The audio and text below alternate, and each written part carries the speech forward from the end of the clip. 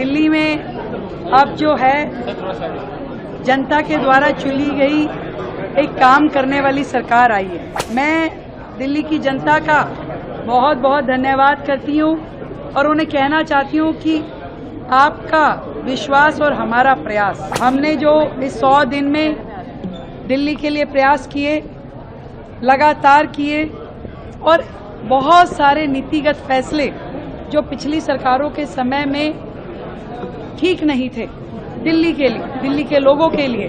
अपनी report card हम 31 तारीख को जवाहरलाल नेहरू स्टेडियम में रखेंगे। जनता के द्वारा दिया हुआ आशीर्वाद, उसे पूरा सम्मान मिलेगा। दिल्ली सरकार के 100 दिन पूरे होने पर दिल्ली की मुख्यमंत्री रेखा गुप्ता ने कहा कि दिल्ली में अब जनता द्वारा चुनी गई एक काम करने वाली सरकार आई है। उन्होंने कहा कि मैं दिल्ली की जनता का बहुत बहुत धन्यवाद करती हूं और उन्हें कहना चाहती हूं कि आपके विश्वास और हमारे प्रयास से हमने 100 दिनों में पूरी कोशिश की। बहुत सारे फैसले जो पिछली सरकारों के समय में ठीक नहीं थे, हमने उन्हें ठीक किया। केंद्र की योजनाओं को दिल्ली में लागू करने का काम हुआ। डबल इंजन का पूरा फ़ायदा अब दिल्ली के लोगों को मिल पा रहा है।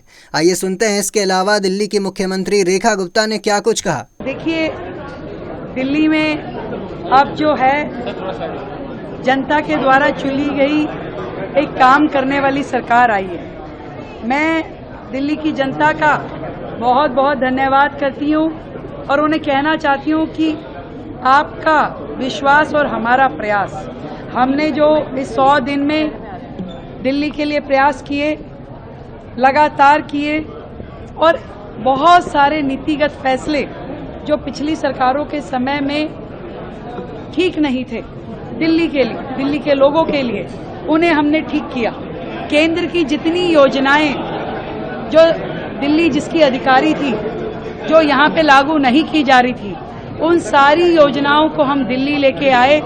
डबल इंजन का पूरा फायदा दिल्ली के लोगों को अब मिल पा रहा है। केंद्र की सारी योजनाएं दिल्ली में अब आ रही हैं। बहुत ही सुंदर समन्वय केंद्र का, राज्य का, निगम का, सबका है और सब लोग एक दिशा में दिल्ली के को विकसित भारत के साथ में मिलकर के विकसित दिल्ली बनाने की दिशा में कार्यरत हैं।